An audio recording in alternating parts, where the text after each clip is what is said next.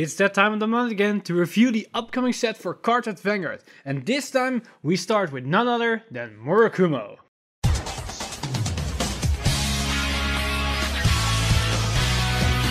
Stand up!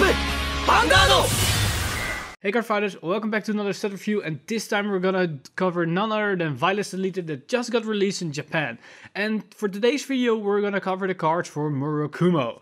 Murakumo got some awesome support in the form of Mandala Lord support, as well as some Dueling Dragons support, but we also got some new things to play with in the form of Shirayuki cards. So without further ado, let's jump right into these cards as we got some awesome things to talk about and see what this set is going to do for us in the future. So first off, although we have no triggers and starter cards and perfect guard cards, we still have a vanilla card to talk about, and these are the new 12k zero shield cards that we have seen in the trial decks for Narukami and Oracle Think Tank. That suddenly brought its way into the other clans from the Vilest Deletors onward. So we're probably going to see them for every clan from this point onward. And these new 12ks, I am a little bit skeptical about how well they are or how not.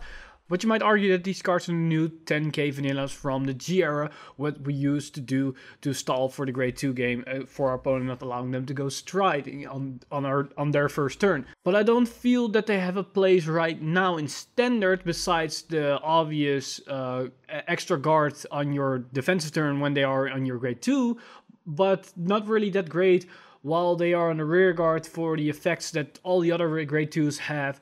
So I think as of now, they aren't really that great, but they might have a role to play in the future, just like the 10ks did in the end G era at the time. So for now, I give them 2 stars, and probably all these 12ks will be around the 2-3 star range, depending on which clan is going to get them and in which favor they are playing. But for Murakumo, I give him only 2 stars. Alright, next up we got Stealth Dragon Midoro Pyro. And his skill is auto on Vanguard circle. When placed, cast, discard a card from your hand, look at the 2 cards from the top of your deck, put one from among them into your hand, and put the rest into the drop zone. So this is basically a card that allows you to cycle a little bit. And it goes a little bit faster for your deck, unlike the drop-draw one, as you now get 2 cards, and you can access either one of those 2 cards and then put the one in the drop zone. Currently, we do not do much from the drop zone onward except for Shirayuki, so maybe this is a great card for Shirayuki. But overall, we probably gonna see more use of it in the future when we get more drop zone skills that we can shuffle cards back into our deck. But on a grade 2, I don't really like these effects, as your grade 2s are more offensive kinds of cards. This skill would have been better on a grade 1, so for that I will give it only 2 stars. Alright, next up we've got Stealth Fiend Moresa Vilest, and his skill is auto on Vanguard the rearguard circle. When its attack does not hit, if you have 3 or more rearguards, counterblast 1, search your deck up to 1 card with the same card name as one of your units, reveal it, and put it into your hand and shuffle your deck. Right out of the gate, I give this one 3 stars, as it's just a solid card that allows you to go +1. It's basically, when it does not hit, you can counterblast 1, draw a card. But it's even better, you can target your draw, so you will leave your potential triggers in deck that something like Oracle Think Tank doesn't have the access to, as Oracle Think Tank can potentially keep drawing their triggers, sadly, in that sense. This one will target one out, but a lot of people would expect that this one then allows that you call to the field, but it only gets you in hand. But then again, for Murakumo that is an Axel clan, having a way to refill the hand at the end of your turn might be useful, as your hand will probably on a lower hand size. So in that sense, it's a solid card. Sadly, it's a grade 3, and most of the grade 3 spots are already filled, so that's why I only give it 3 stars, as the skill could have been a lot higher rating if it was on a different grade. But then again, I'm happy that it has an Axel circle, so it's a great option to run besides your main grade 3s for your main strategy. Next up, we've got a very interesting grade 2, and that is Stealth Beast White Mane, and his skill is auto on rearguard circle. When it attacks, this unit gets power plus 5k until the end of the battle for each of your other Stealth Beast White Manes on rearguard circle or in the drop zone. So basically, late game, this thing can become a 27k powerhouse, as you probably already exit all your other copies of this card. And just like I stated, it's a 27k because it's a 7k body. And that is the thing that hurts this card the most, the 7k body. Because it's a 7k body means that when you write this thing accidentally, Anybody can attack you with everything. A 7k grade 1 can still hurt you. So it's very susceptible against aggro that's coming towards your way. And as soon as you're Axel, you probably cannot really deal well with that. But late game stages, when you get access to more of these cards, they can dish out a lot of powerful attacks. As soon as this thing can become a 37k attacker on the Axel circle. And that alone makes this card somewhat interesting. So if we get more cards that allows us to copy more effectively, like Mandala Lord and some other cards in this set, this thing can become very scary. But for now, I'll give it 3 stars as it needs to have more support cards. And again, it's a late game card in an Axel clan. And an Axel clan is usually very fast tempo-ish that close games early, and this card is a very late game card that you need to have all those copies onto the field. So unless you can accelerate them out or you can stall for late game, this card will probably not be that great. Alright, next up we've got this very awesome grade 1. And that is Bangasa Stealth Rogue Shagarok. And his skill is auto rearguard circle at the end of the battle that your other unit attacked. If that unit is on an additional rearguard circle, cost, counterblast 1. And you may exchange this unit's position with that unit's.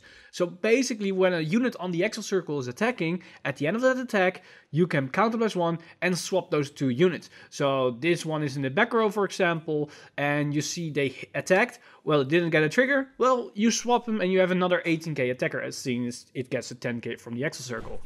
It's a little bit similar like Trident Shooter from Aquaforce, but I think this card is better in that sense, as seen as it's a booster, and it's also at the end of the battle, so you have more wiggle room to use this card, and it's easier to swap them out as since it only costs a counterblast. Also, the fact that it's a grade 1 booster, if you do not use its skill, you can still keep it in the back row and then boost with something. And if it's a grade 1 that this card is itself on the additional circle, you can swap them, keep swapping them out, and you do not really lose value on the field. You cannot do that with the Trident Shooter as those are grade 2s, and if you swap them back to the back row, you have no use for them as they cannot intercept or whatsoever. This is a grade 1, in the back row it still can boost. So it has its use in that. And that's why I give it 4 stars, as I think it's an awesome card. And when we get more counter charge options, this is a great way to give more multi-attacking in a clan that is already scary without the multi-attacking. Alright, next up we've got Stealth Dragon Riko Slag.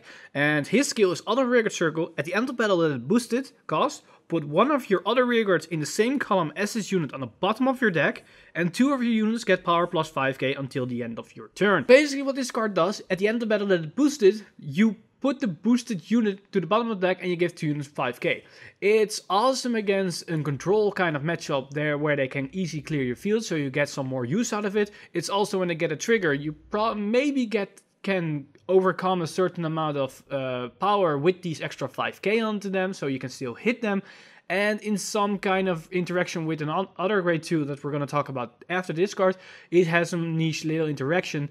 But besides that, it's not really that great, as it's a 7k body and you are minusing on the field. Maybe the 5k wouldn't do that much in most scenarios. It's probably very specific, but depending on the situation, it can be a great card, but I don't think it has place right now in a good competitive deck, so I will give it 2 stars, but it's a fine alternate option for a much cheaper build. Now let's talk about the grade 2 that I'm referring to, and that is Demonic Hair Stealth Rogue Grenjin.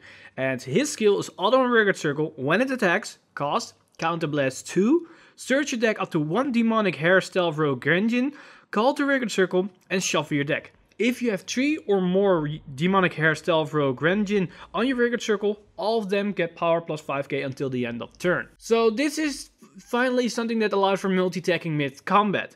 Only it costs 2 counterblast in a clan that cannot countercharge. And because it costs 2 counterblast, it's not really that great, and that's why I give it 2 stars. Alright, talking about copying cards from the field, we've got Stealth Beast Metamor. His skills on a rearguard circle. When it's placed, you may change the card name of this unit to the card name of one of your other units until the end of turn. Right out of the gate, this is an insanely 5-star card that works with anything. And in premium, this thing is busted as seen as it can generate some infinite loops that looks very, very funny to play, if I'm very honest about it. And for standard, it's also definitely a 5-star card, and it works with basically everything that needs some naming restrictions. So it works with Grenjin, for example. It also works with the Mandala Lord card. Then suddenly is also referred as a Mandala Lord card. It also works with the arresters, as you have left arrestor that when you use a skill, you need to have another arrestor in the field. And if you do not have access to the right or another lefter, then you can basically call this to the field and give him the same name as left arrestor, and then suddenly you can use left arrestor skill. All these kinds of things works well with this card, and this card will be very useful also in the future. And I'm very happy that it's a common card, as it's probably every Murakumo player will probably have a play set in their binder for whenever this card suddenly becomes good again in the near future. Alright, talking about Mandala Lord, let's go over the Mandala Lord support cards. And the first one, that is Stealth Dragon Hitsumetsu Blazer. And his skills: act on rearguard circle, cost, counter +1, and put this unit into your soul. And 3 of units with the same card name as your Vanguard get power +5k until the end of turn. If 3 got +5k, draw a card. This is a pretty damn fine card in the sense that it fills your soul, but it costs a counter blast for not something that allows you to have more attacks, but it gives more power in the field and also draws one. Seeing as we got a lot of new support cards, the condition to fulfill this condition for Mandala Lord is not really that hard. And the reason why I refer this as a Mandala Lord support card is that Mandala Lord has the easiest way to fulfill this condition, as you got the grade 2, the grade 1, now with Metamor for Fox, and I believe you have another card that allows you to work with this. So there are plenty of ways to fulfill this condition, and that's why I think it's a good 3-star card. Alright, next up we've got Stealth Fiend Midnight Crow, and his skill is auto on Vanguard and rearguard circle. When placed from hand, cost, counter blast 1, soul blast 1, search your deck up to 1 card with the same card name as your Vanguard, call it to rearguard circle, and shuffle your deck. In any kind of deck, this is really awesome, as it allows you to have very aggro plays in early game and as mid and late game, as soon as you can call this thing on the Vanguard circle, rearguard circle on your grade 2 turn, and then fill out your field and start attacking from the get-go. In late game, it can work with anything. Like it can work with Sambaku, as it allows you to have another 12k beater or a 22k beater on the field. But probably even better in something like a Mandala Lord, as it fetches out another Mandala Lord onto the field. And in the case of Mandala Lord, you can also call it a grade 2, as it's also referred as a Mandala Lord in deck. So that will give even more options to copy and fill out your field. So that's a really great card, and that's why I'm gonna give it 4 stars, as it's probably gonna be useful in any kind of Murakumo deck, as it allows for more superior calling and more aggro tempo plays in the early as well as the late game. Alright, next up we've got a grade 3, and that's Covert Demonic Dragon Densetsu Anarc, and he got 2 skills. First one is continuous on Vanguard to rearguard circle. All of your rearguards with the same card name as your Vanguard get power +5k. And its second skill is auto on rearguard circle. When placed from your deck, this unit gets power +5k until the end of turn. And this is, in my opinion, definitely a Mandala Lord support card, as in any other deck, it doesn't really do account too much, as only your Vanguard units will get the power +5k. But if you're familiar with Mandala Lord, then you know that probably all your units on the field are called Mandala Lord when you're gonna start attacking. And when you call this thing out, that's gonna be very powerful, as everything is gonna get 5k. Also, it doesn't have an Axel circle, so it's probably only useful as a rearguard circle card, as when you run it on Vanguard circle, it doesn't really do that much, as you need to have this thing already on the rearguard circle. So that first skill doesn't really seem useful when you write this thing. Also, its second skill, when placed from deck, doesn't really do that much in most decks, as soon as you cannot really fetch out anything from your deck. It's usually copying some cards on the field, and you can only search this thing out when you already have one in the field, and depending on how the plays goes, you're probably not running that much, so I don't think it's that great in most scenarios. But if you get it right in a Mandala Lord, it can be a finisher. So in that sense, I only give it 2 stars. It's a little bit gimmicky, but if we learn how to work around those gimmicky things, it might have some awesome use. Alright, now that we're done with the Mandala Lord support, let's talk about this new archetype that suddenly popped out of his head for standard, and that is the Shirayuki support series. But I already talked about these cards in the previous video, links on top, if you want a more in-depth analysis about them. And here I give a quick overview summary of what these cards can do. So first off, we have the grade 1, and that is Stealth Fiend Lady Madame. Her skill is auto on rearguard circle. When your unit's attack does not hit, cost, put this unit into your soul, and return a Fantasy Pedal Storm Shirayuki from drop zone to your hand. Alright, and it's just a fine card that when your opponent guards your attack, you can put it into soul and fetch another card, degrade 3 from your drop zone to your hand. It's great in the sense that when you are discarding your grade 3 for maybe a perfect card early game, you can put it back to the hand, but you have another card that we're going to talk about that puts one into the drop zone, so you can get it back through that means, and it goes in the soul, and with Shirayuki cards you need more soul, so that's pretty awesome that it works in that sense. But it only works well in the Shirayuki build, as in any other build where you do not run her, this doesn't really account to much as it only goes into the soul. So you're minusing one card for +1 on your soul. That's not really that great. So in that sense, I'll only give it 3 stars, as it's a very solid card in Shirayuki, but besides that, it's a terrible card. Alright, next up we got the grade 2, and that is Stealth Fiend Jakatsu Girl, and her skills Auto Rigid Circle. When it attacks does not hit, look at the 7 cards on the top of your deck, reveal up to 2 Fantasy Petal Storm Shirayuki from among them, put a card into your hand, put a card into your drop zone, shuffle your deck, and if you could not reveal, soul charge 1. If there's only 1 card revealed, put it into your hand. So basically, when this card attacks does not hit, you can check top 7, either get 1 to hand and 1 to drop zone, or only 1 to hand, and if you do not get something to hand, you can soul charge 1. So for right out of the gate, it's an awesome card that I give 4 stars, as it works in any kind of build without the Shirayuki. Because if you do not run Shirayuki, when this thing does not hit, you soul charge 1. And in some cases, you want to have some extra soul charge. And this is the freest soul charge we're gonna get, and that's pretty awesome. In a Shirayuki build, this is even more awesome, as you can fix your right chain, as in top 7, it's very likely that you're gonna get the Shirayuki. If you get 2, you put one in drop zone, and it also works with the grade 1. So basically, if you have grade 2 and the grade 1 in one column, it does not hit. You're lucky to get 2. Call one, put one in the drop zone, call one to hand, then use the grade 1, put it into the soul, and fetch that one immediately to your hand. And now you basically have 2 extra grade 3s in your hand. Also, what's great about this card is it promotes early game aggression. If your opponent gets a defense trigger, well, I don't mind. I can now use their not hit abilities, as my opponent cannot decide if they allow it or not, as I cannot hit them anymore. So it's not even that terrible to call this thing early game and they hit a defense trigger. So it's an awesome card that I definitely think is worth 4 stars. It works well in Shirayuki build as well in other builds. Now for Shirayuki herself, Fantasy Petal Storm Shirayuki, she got 2 skills. Her first one is Auto and Vanguard Rigid Circle and Guardian Circle. When placed, cost Soul Blast 2, choose 3 units in your opponent's front row, and they get power minus 5k until the end of turn. If this unit is on the Vanguard Circle or Guardian Circle, they get minus 10 instead of the minus 5k. This is an awesome skill that allows your opponent to go minus in power. For deleting, it goes to 0. With this thing, it can even go in the minus territory, so that's pretty scary in some scenarios. Her other skills, Auto and Vanguard Circle, when attack does not hit, return a Fantasy Petal Storm Shirayuki from your drop zone to your hand. So once again, another skill that allows us to get a Fantasy Petal Storm towards her hand. And basically what these cards do is they cycle through the Shirayukis, constantly get them back to hand, and when you use them, you call one to the Guardian Circle, your opponents get minus 10, they cannot hit you again, and now it's your turn and you keep attacking. And you can cycle this indefinitely when your opponent's sitting at 5 damage, as they keep guarding everything, and you're trying to kill them. And when you want to go for the finishing blow, you can call a Shirayuki to the Rigid Circle a couple of times, or maybe ride it and then use the skill, and get your opponent minus 15 or minus 20, depending on how many skills you're gonna use. And it's pretty damn scary in that sense. And what's also awesome about this is that you can splash it in any kind of build, as she works on her own, and you can also put the grade 2 and the grade 1 in it, and the grade 2 is also very uniquely designed that it can put in any kind of build, so it might not even bother something like Zangeki or Mandala Lord to have that grade 2 as well in their build.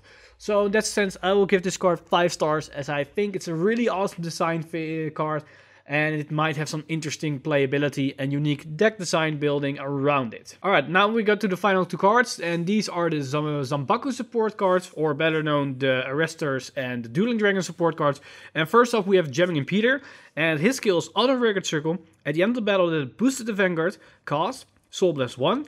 Look at the 5 cards from the top of your deck, reveal the 1 right arrester or left arrester among them, and put it in your hand and shuffle your deck. This is basically a card that allows for more consistency and more draw options. But there's an issue with this card, and that's the fact that its condition is that it needs to boost a Vanguard. So you have only one place and one time in use of this card, and that's behind your Vanguard, and then all the extra copies of this card become useless. What's also a little bit downside about this card is that you need to pay the cost, and then you check the top 5. So if there's nothing in the top 5, you just pay the cost for nothing. And Soul is gonna be an issue, as seen as a lot more cards are gonna use Soul in the Zanbaku build. So if you use a skill and you do not hit one of those, that might hurt you in the end. So in that sense, I only give it 3 stars, as it's a fine support card, but it doesn't feel to me as the go-to run 4 copies of the type of support card that everybody's gonna use, as in some sense it becomes a dead card that really doesn't do that much, or doesn't account too much. Alright, now we're getting to the final boss monster and the final card for this set for Murakumo, and that is Dueling Dragon King Zangeki. And his skills are Continuous on Vanguard Circle. If you have a left arrestor in your front row, this unit get power plus 5k. If you have a right arrestor in your front row, this unit get a critical plus 1. And his other skill is Continuous on Vanguard Circle as well. If a card with a Dueling Dragon in its card name is in your soul, your opponent cannot call cards other than Great Seers from his or her hand to the Guardian Circle. Alright, before I go into this card, links on top where I go into more detail and more explanation about how great this card is, as well as Imp Peter. So if you want more detailed, check out that video after this one. But basically, my final verdict about this card is it's a great card, but not very overpowered as a lot of people think. Yes, the entire guard restrict for the entire turn shouldn't have been printed on the card. That's not really a great card assigned in that sense. I was fine with it if it's only for this card, but it shouldn't have been for the entire turn. But if you look at Zangeki from his own point of view, it's not really that scary. It's a fine card that is doing its job, what it needs to do. So for that I give this card 4 stars instead of 5 stars that a lot of people are probably thinking about, as seen as the card is very reliant on Zanbaku itself. If you write this thing on your first turn and you rewrite it on top of it, you basically are left to your device that you need to have all your key pieces in your hand, as you have no other way to superior call things through your deck, what Zanbaku does with his own skill. So it's a little bit balanced in that sense, but nonetheless it's a very strong card that might win a lot of games if you're not very careful with it. And with that, we've seen all the new cards that were introduced for Murakumo in the Vilest Deletor set. We've seen a lot of awesome new cards, overall support that anybody can use, but also specific cards that are very great for Mandala Lord and Shirayuki, as well as Dueling Dragon. Personally, I'm more towards the tailoring side of the Shirayuki cards and the Mandala Lord cards, as that deck really looks scary at this point. Zanbaku looks very the same generic build that it's always been. Now you can add Zangeki and jamming Imp Peter, or Imp Peter jamming Imp Peter with it, but it doesn't really look that fun to play, as it's very one-dimensional playstyle in that sense. But then again, everybody has his own playstyle. Let me know in the comments down below what you guys think of these new cards from Murakumo for Zanbaku, Mandala Lord and Shirayuki yourself, as I'm very curious what kind of strategies and deck builds you're gonna come up with. So let the discussion flow in the comments down below. And as always guys, I'm Mr. Tiny, and I see you guys in the next one.